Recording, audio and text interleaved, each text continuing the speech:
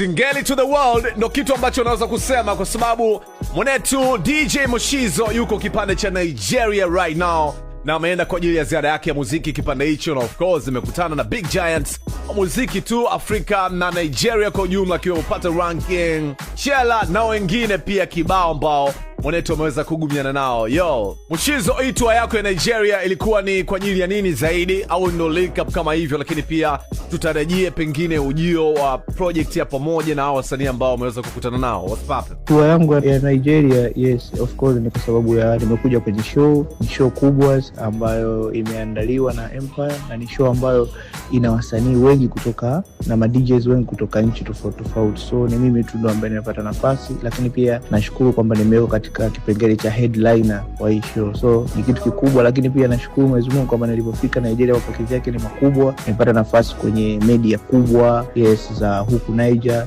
Yes, so kwa mara ya kwanza tumeintroduce Masingeli. Yes, kwa mara ya kwanza watu wamepokea vizuri. Kila mtu ambaye anasikia Singeli anaona kabisa ni sound iko tofauti, lakini sound ambayo ni nzuri. Yes, lakini pia nimepata nafasi pia kukutana na baadhi ya celebrities wakubwa wa huku Nigeria. Mimi nadhani tutegemee vitu vikubwa, kwa sababu nimeweza kukutana nao, lakini pia nikaweza kuwasikilizisha baadhi ya beat zangu, lakini wote walikuwa wako na vibe kubwa, wanapenda, wanasema hii is so crazy.